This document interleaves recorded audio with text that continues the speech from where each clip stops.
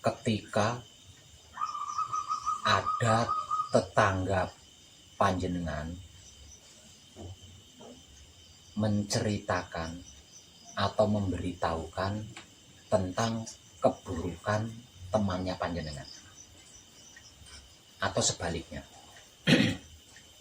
ada teman panjenengan yang memberitahukan tentang keburukan tetangga panjenengan. Jangan mudah percaya dulu, jangan gampang percaya dulu, apalagi sampai mengiyakan dan menyimpulkan bahwa itu benar.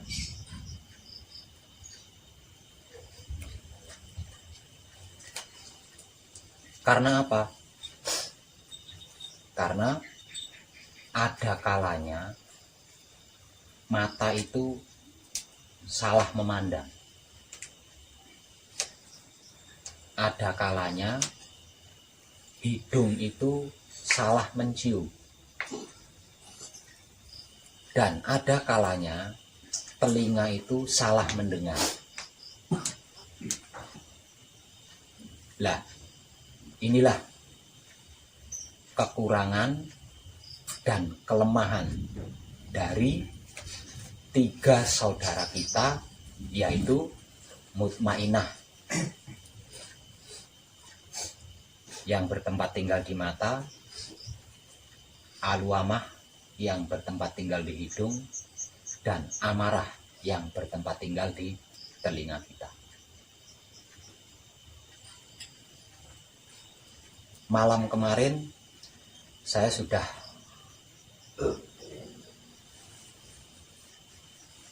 menguraikan atau menginformasikan atau menyampaikan tentang karakter Supiyah saudara kita keempat.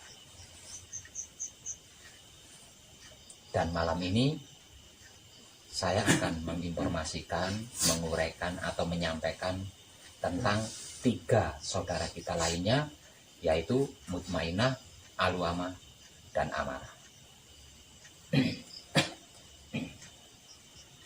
Sedangkan untuk panjenengan yang baru mengikuti Laku Gembleng, ingat, ini perjalanan yang tidak mudah. Ini mi'raj. Mi'raj itu perjalanan jiwa,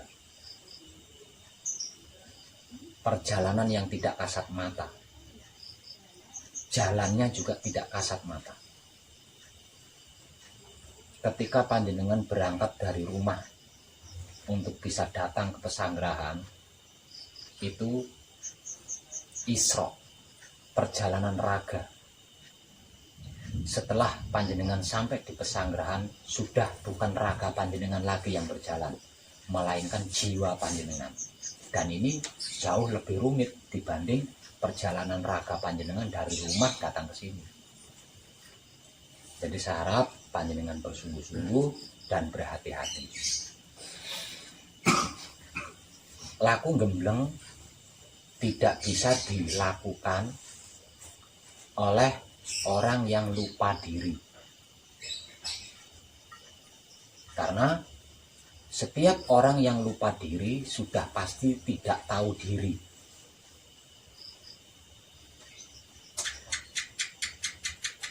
Sedangkan orang yang tidak tahu diri, ya sudah pasti tidak akan pernah bisa mengerti, tidak akan pernah bisa memahami, apalagi mengetahui pergerakan jiwa raganya sendiri.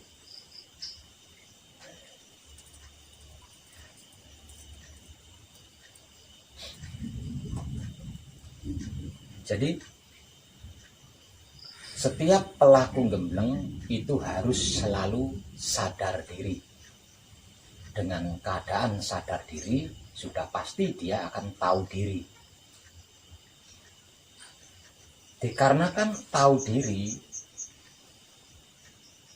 maka bisa dipastikan bisa membawa diri, bisa menyesuaikan diri, bisa menempatkan diri, bahkan bisa menjaga diri. Di aula ini, di tempat kadangan ini, saya menulis tentang jati diri sejatinya manusia hidup dari 3 generasi.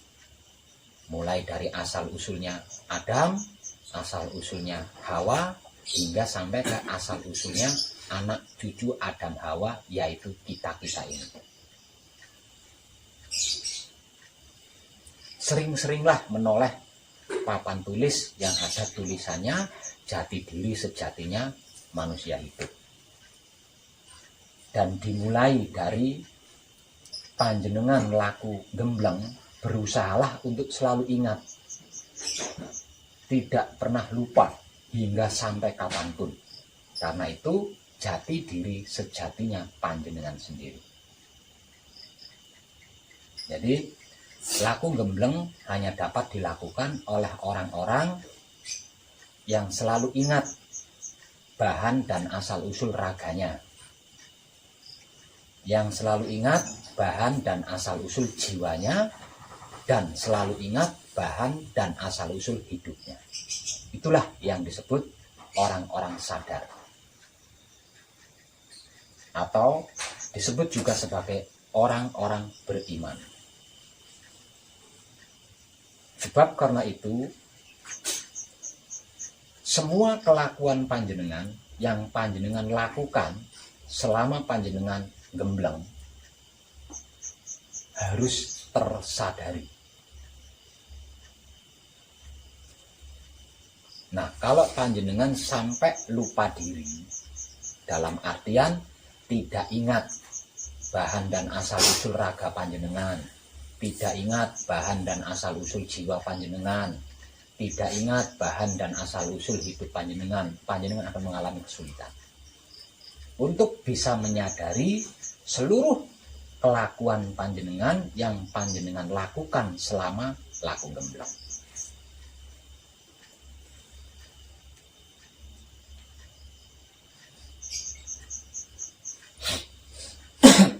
Dikarenakan apa?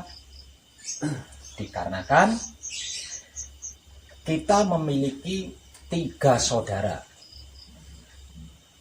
yang masing-masing mempunyai kekurangan dan kelemahan,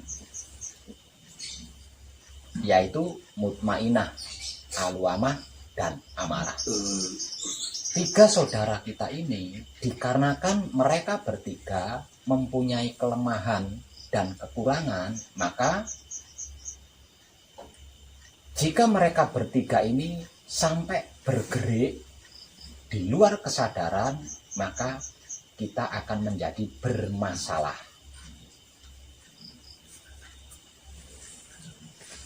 Berbeda dengan saudara kita yang satu, yaitu Supiyah. Walaupun Supiyah tidak bisa melihat, dikarenakan melihat itu bukan tugasnya Supiyah, namun Supiyah tetap bisa mengetahui. Walaupun saudara kita Supiyah tidak bisa mendengar, karena mendengar itu bukan tugasnya Supiyah, namun saudara kita Supiyah tetap bisa mengamati. Sekalipun saudara kita Supiyah tidak bisa mencium, karena penciuman itu bukan tugasnya saudara kita Supiyah, namun saudara kita Supiyah tetap bisa mencermati apapun itu.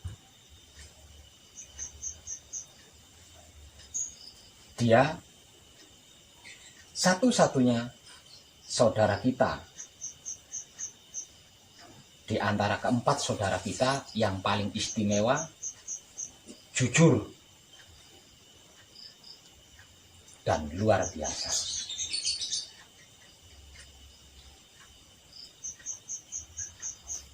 Berbeda dengan 3 saudara kita, yaitu mutmainah, alwamah, dan amarah.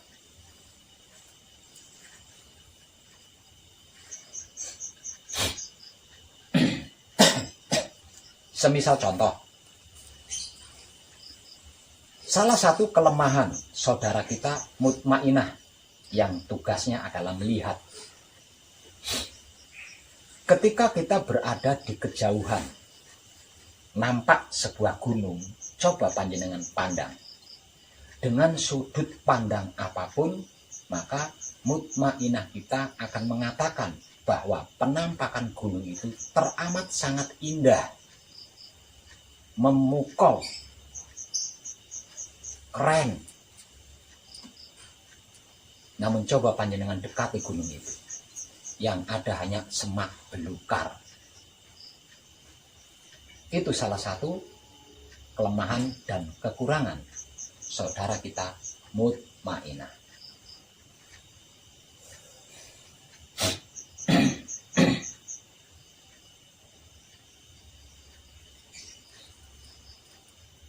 Sedangkan salah satu contoh dari kekurangan dan kelemahan saudara kita alwamah yang bertugas mencium,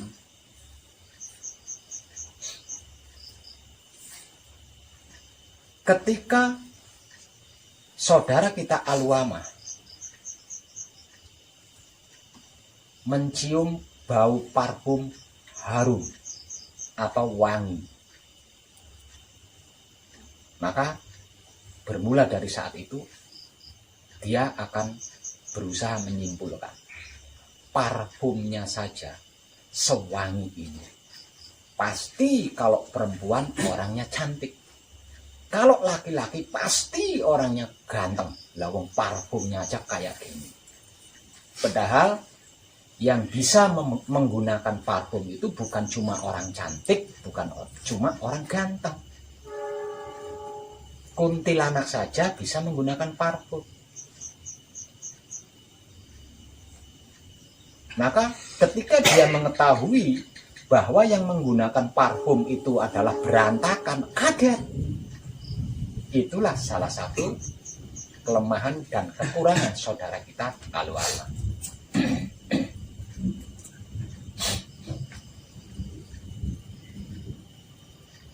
Begitu juga tentang kelemahan dan kekurangan saudara kita amarah. Salah satu contohnya dari kejauhan, kita mendengar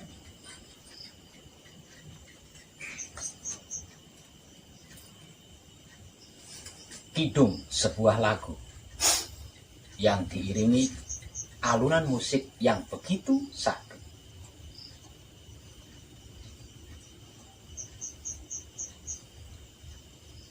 Begitu fokusnya saudara kita amarah mengamati lagu tersebut, dengan rasa dan perasaan penasaran tingkat tinggi, bahkan sampai berdoa, mudah-mudahan si pemilik suara merdu itu kalau perempuan cantik, kalau laki-laki ganteng. Padahal mayoritas pemilik suara merdu itu kebanyakan tidak cantik orangnya. Kalau perempuan, kalau laki-laki juga tidak ganteng, biasa-biasa saja. Begitu mengetahui pemilik suara itu adalah biasa-biasa saja, bahkan mungkin orang kampung yang sedang karaokean, mencep langsung amarahnya.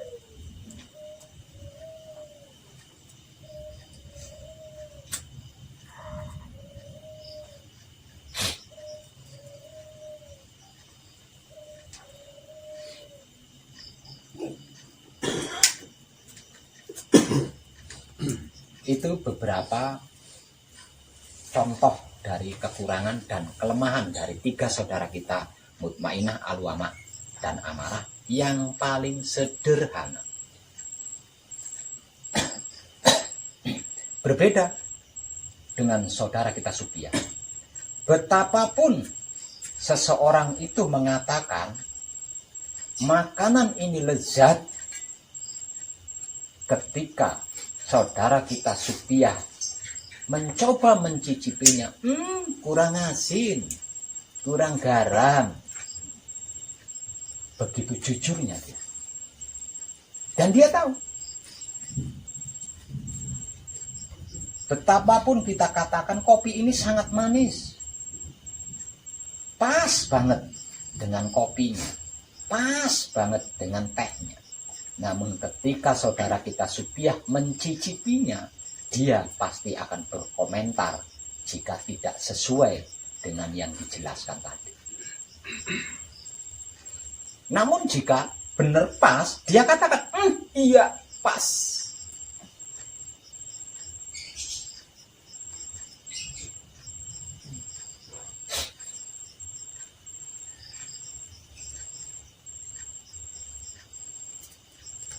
Betapapun hebat dan lemahnya 4 saudara kita, keempat-empatnya apapun yang mereka lakukan, mereka tidak mengerti, tidak memahami, tidak mengetahui kalau itu dapat berisiko atau berefek buruk kepada raga.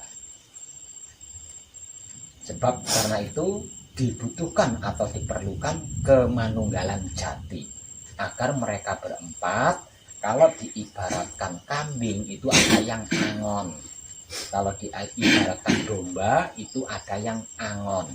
Yang angon siapa? Hidup kita. Dengan dikendalikan oleh hidup kita, maka 99% mereka berempat akan terarah sesuai tugasnya masing-masing. Tidak saling bertengkar, tidak saling berdebat, tidak saling bermusuhan.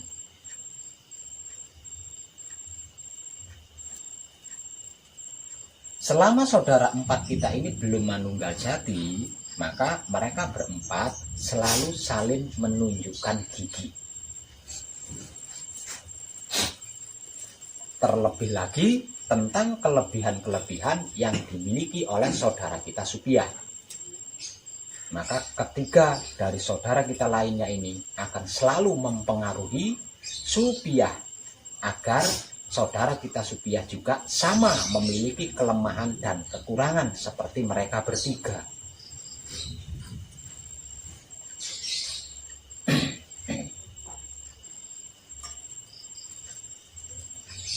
Sebab karena itu, ketika ada teman panjenengan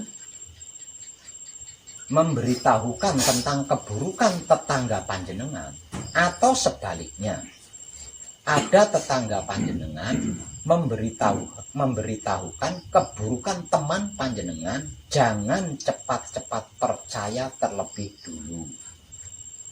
Jangan gampang, jangan mudah percaya terlebih dulu. Apalagi mengiyakan, menyimpulkan bahwa itu adalah benar. Dikarenakan 3 dari 4 saudara kita, yaitu mutmainah di mata, ada kalanya salah memandang.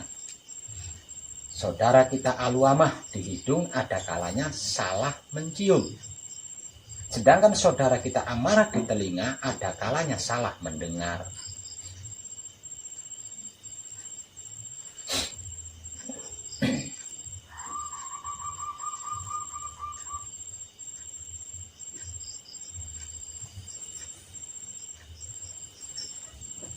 Lah, sesungguhnya masalah dalam bentuk apapun, masalah dalam model apapun, itu disebabkan oleh kelakuan 3 saudara kita tersebut, mutmainah, aluamah, dan amarah. Andai kata 3 saudara kita ini sesabar dan sejujur saudara kita Supiah, maka sangat minim seseorang itu akan tersandung masalah. Yang cenderung ikut-ikutan ada 2 saudara kita, yaitu aluamah dan amarah. 2 saudara kita, aluamah dan amarah, ini tidak punya pendirian. Mereka berdua ini tidak punya pendirian. Nah, dikarenakan mereka berdua, yaitu aluamah dengan amarah ini tidak memiliki pendirian, maka ada kalanya dia mengikuti saudara kita mutmainah. Ada kalanya dia mengikuti saudara kita supiah. Nah, ketika dua saudara kita, aluamah dan amarah, ini cenderung mengikuti saudara kita mutmainah, lah ini yang disebut orang awam. Orang awam. Dan ketika dua saudara kita, aluamah dan amarah, ini cenderung mengikuti supiah, lah ini yang disebut indigo. Orang-orang indigo.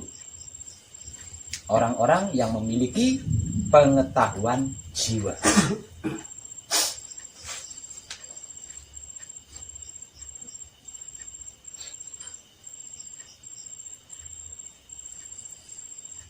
Lah sesungguhnya istilah ratu telu atau tiga ratu yang tersebut ego, pamrih, arogan adalah mutmainah, aluamah, dan amarah.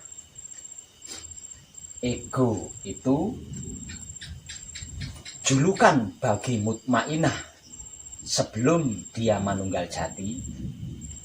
Pamrih itu julukan untuk aluamah sebelum dia manunggal jati, sedangkan arogan itu julukan bagi saudara kita amarah sebelum dia manunggal jati.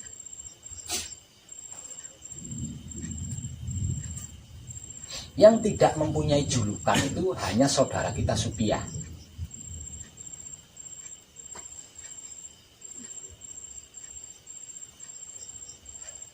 Karena dia sangat lempeng, sangat jujur.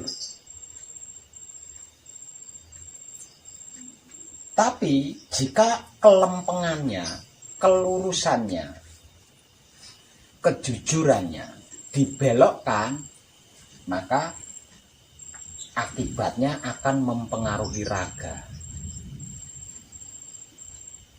Semisal contoh,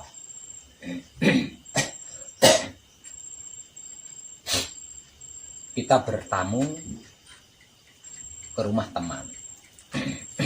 Katakanlah ini teman CS.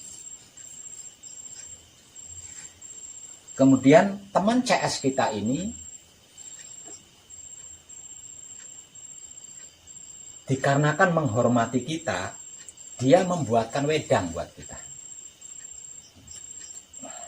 Bersamaan dengan menyajikan wedang buatannya, ayo monggo silahkan dicicipi wedang buatan saya. Ini buatan saya loh.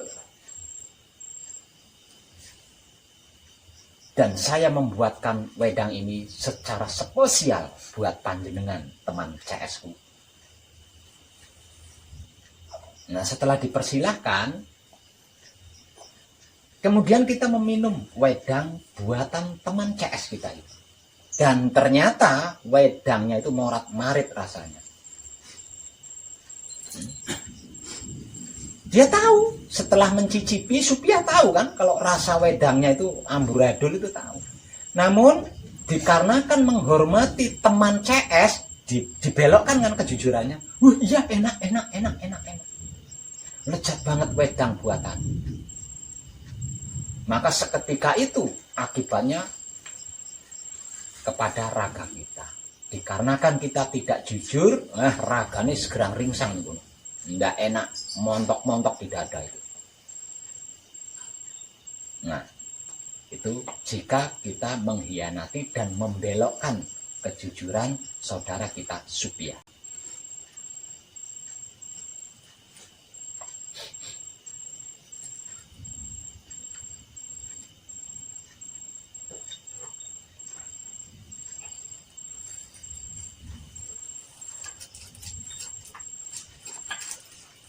Nah, laku gembleng terkait dengan semua yang sudah saya sampaikan sejak kemarin malam.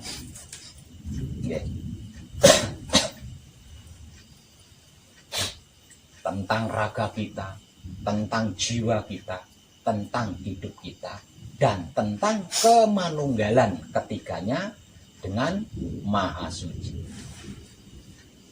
Dan semuanya itu harus berhasil panjenengan sadari.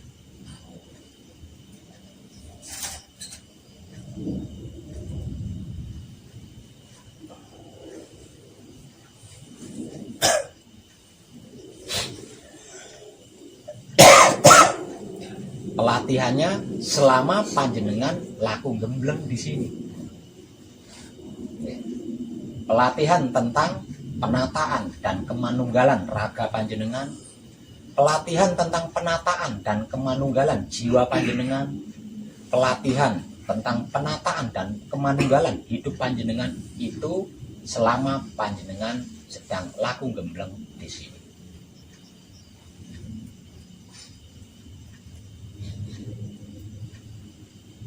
Jadi di dalam prosesnya panjenengan harus bersungguh-sungguh, harus berhati-hati. Sekali lagi, dikarenakan ini sangat rumit. Kalau Isra, perjalanan raga dari rumah sampai ke sini gampang karena kasat mata. Tapi Mi'raj, perjalanan jiwa, itu tidak gampang dikarenakan tidak kasat mata. Maka apapun prosesnya harus kita sadari. Bukan cuma kita sadari toh, selain kita sadari juga harus kita lumuri. Harus kita lumuri dengan kesadaran rasa cinta kasih sayang Rob.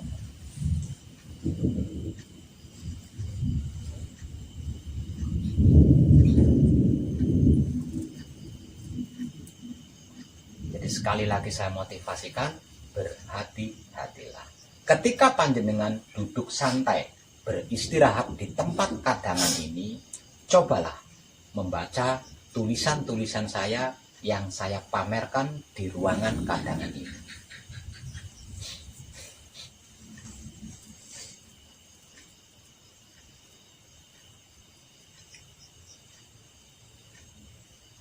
Apapun yang saya tulis dan saya pampang di ruangan kadangan ini bukanlah dogma, melainkan itulah jati diri sejatinya manusia hidup yang harus dimengerti, dipahami, diketahui, dan dipraktekkan atau dilakukan oleh manusia hidup itu sendiri.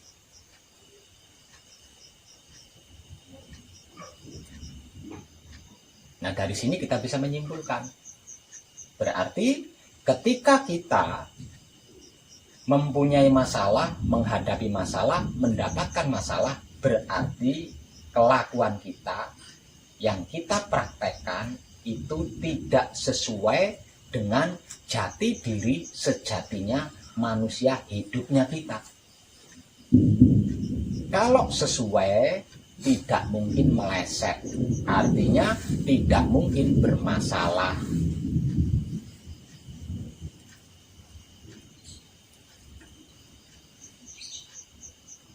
Kesempatan terbaik untuk mengkaji dan mempraktekkannya adalah selama panjenengan di sini,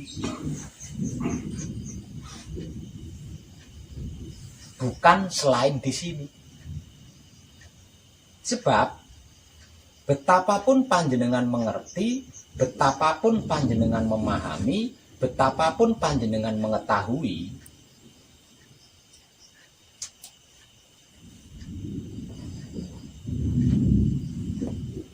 ketika panjenengan sudah pulang ke rumah panjenengan, meninggalkan pesanggrahan ini, belum tentu sikonnya mendukung.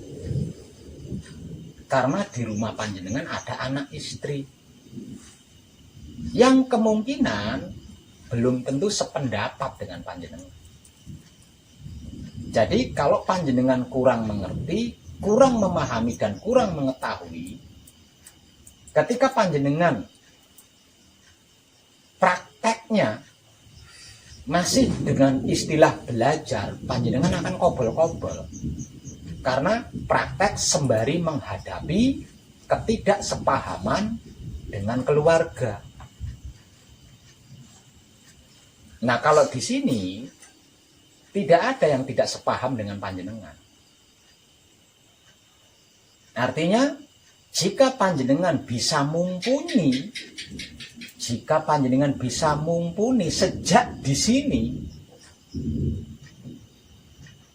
apapun sikon di rumah panjenengan bisa menghadapi. Semisal contoh, keluarga panjenengan tidak sepaham, tidak sependapat dengan panjenengan bisa menghancurkan ketidaksepahaman itu dengan cara memberikan bukti-bukti real, bukti-bukti nyata terkait apa dan bagaimana wahyu pancagaib dan wahyu pancalaku. Nah, kalau panjenengan belum mumpuni sejak dari sini, nah, panjenengan akan repot menghadapi keluarga yang tidak sepaham di rumah panjenengan. Karena apa? Karena prakteknya sambil belajar. Praktek yang baik bukan sambil belajar. Praktek sambil belajar itu adanya di tempat belajar, bukan di tempat praktek. Kalau di tempat praktek sudah bukan belajar lagi. Maka sekali lagi saya beri motivasi, berhati-hati dan bersungguh-sungguhlah agar panjenengan bisa tersebut mumpuni ketika meninggalkan pesanggrahan ini. Soalnya ada beberapa kadang yang sudah selesai gembleng, sudah selesai manekung, sampai di rumah dikarenakan keluarganya belum sepaham, dikarenakan keluarganya belum sependapat. Nah, sehingga ketika mendapat teror dari keluarganya, dia tidak bisa berbuat apa-apa. Karena apa? Lawang belum terlalu mengerti, belum terlalu memahami dan belum terlalu mengetahui. Kenapa bisa begitu? Padahal ilmu pengertian, ilmu pemahaman, ilmu pengetahuan dimotivasikan setiap saat selama gembleng. Dikarenakan ketika ilmu pengertian, ilmu pemahaman, dan ilmu pengetahuan dimotivasikan selama gembleng, tidak disimak dengan baik, tidak dilakukan dengan baik.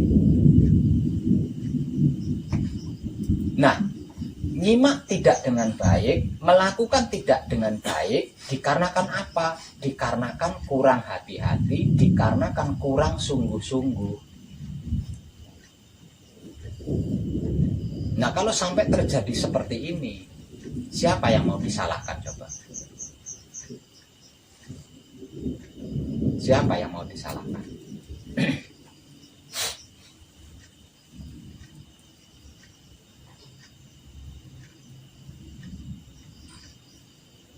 Sudah sulit, kalau posisinya sudah di situ sudah sulit. Mau belajar lagi lebih dalam, sudah terlanjur pulang di rumah.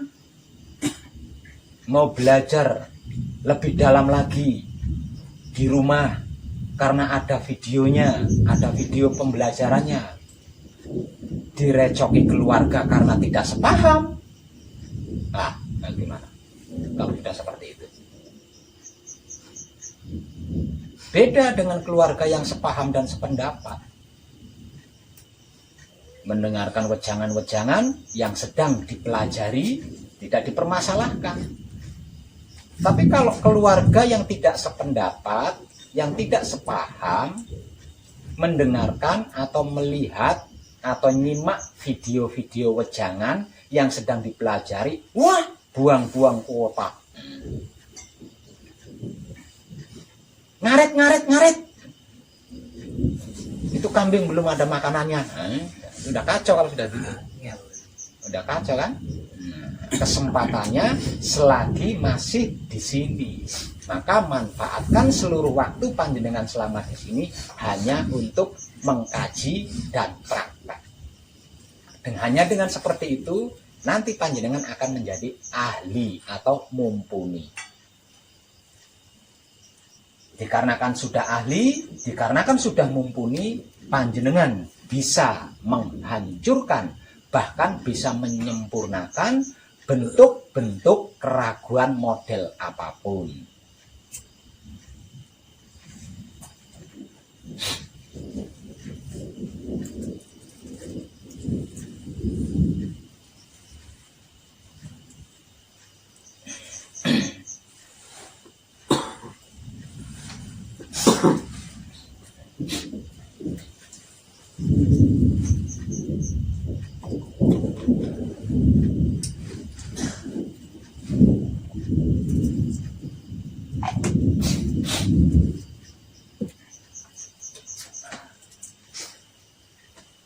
Padahal bahaya sekali.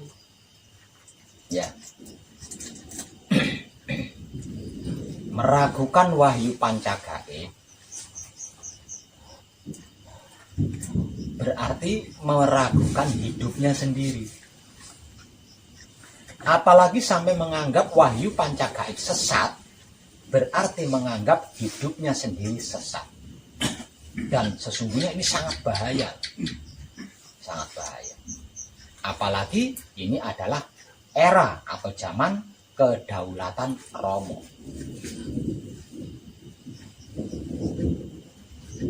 Ini terlepas dari seseorang yang mengerti atau belum mengerti, memahami atau belum memahami tentang apa itu wahyu pancagaib dan wahyu pancalaku.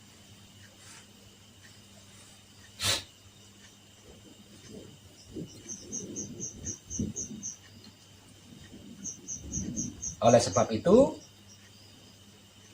untuk menyempurnakan hal-hal negatif tersebut, panjenengan harus mumpuni, harus ahli. Untuk menjadi mumpuni, untuk menjadi ahli, saya buat gampang. Karena panjenengan hanya cukup berhati-hati dan bersungguh-sungguh. Karena dengan kehati-hatian tersebut dan kesungguhan tersebut, panjenengan bisa mencerna apa yang saya sampaikan. Nah, karena panjenengan bisa mencerna apa yang saya sampaikan, panjenengan bisa praktek. Setelah pengkajian, panjenengan bisa praktek.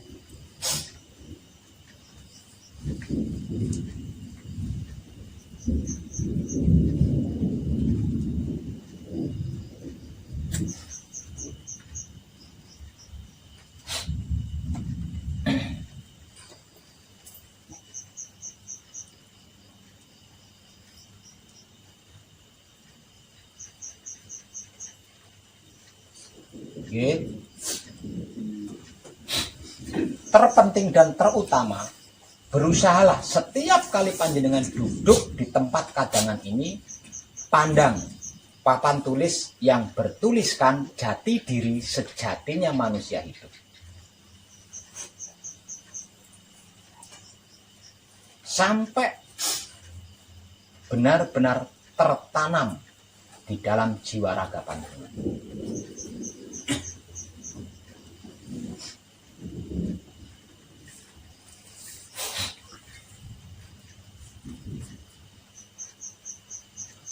Dengan benar-benar tertanamnya jati diri sejatinya kita sebagai manusia hidup hingga berakar sangat kuat, kita bisa mengambil keputusan. Kita berani mengambil kesimpulan bahwasanya selain sedulur papat kalimo pancer, no. Selain sedulur papat kalimo pancer, tidak. Untuk berkata no, berkata tidak, ini dibutuhkan keputusan atau kesimpulan, kesadaran rasa, cinta, kasih sayang Romo. Jika jati diri sejatinya kita sebagai manusia hidup belum tertanam, belum berakar kuat di dalam jiwa raga kita, kita tidak akan berani mengambil keputusan atau kesimpulan yang menyatakan selain sedulur papat kalimo pancer, selain wahyu pancagaib, no, tidak.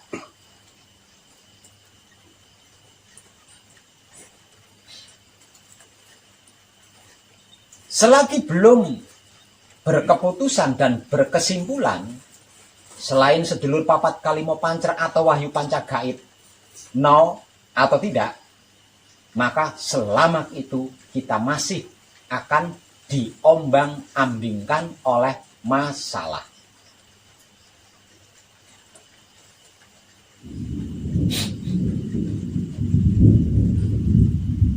Dikarenakan apa? Dikarenakan tiga saudara kita, Mutmainah, Aluamah, Amarah, masih mudah tertarik ke sana ke sini. Nah, dengan ketertarikan tiga saudara kita, yaitu Mutmainah, Aluamah, dan Amarah, maka terombang-ambinglah kita sesuai ketertarikan mereka bertiga. Nah, karena sikonnya adalah sikon terombang-ambing, yang ada hanya bingung, mumet, lupa dengan ribuan motivasi yang saya berikan.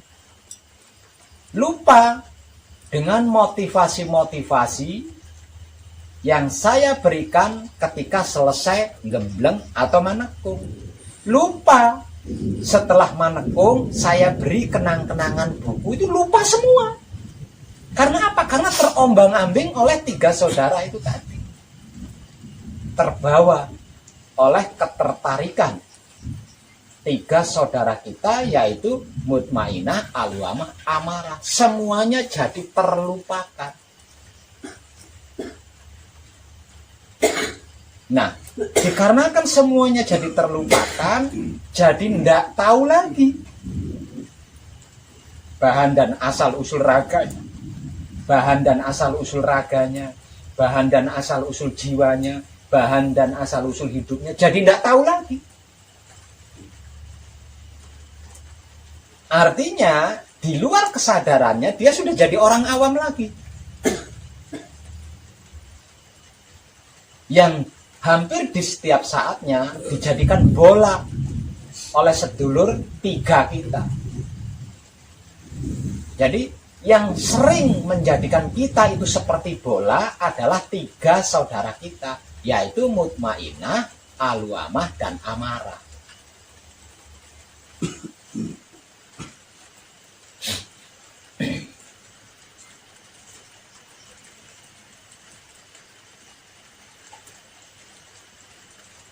Nah, kesempatan terbaik panjenengan selama panjenengan ada di sini.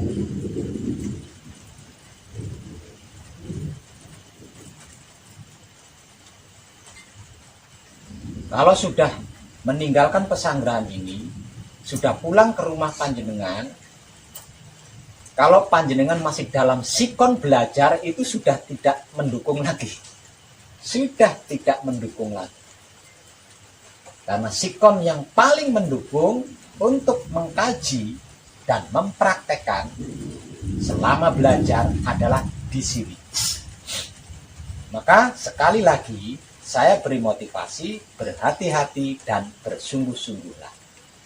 Ketika panjenengan patrap samadhi, ketika panjenengan di luar patrap samadhi, terutama ketika saya memberikan ilmu-ilmu pengertian, ilmu-ilmu pemahaman, dan ilmu-ilmu pengetahuan terkait apa dan bagaimana itu wahyu pancagaib dan wahyu pancalaku. Tercerahkan kita semua dan terima kasih.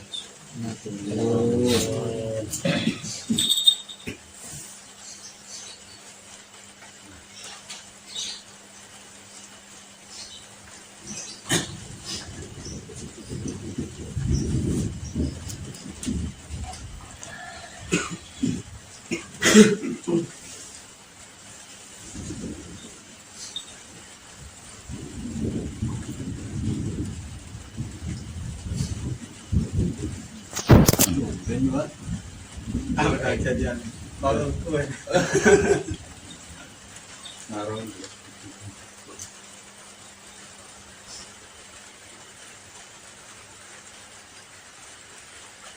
Dia kalau mencari larang itu adalah orang yang main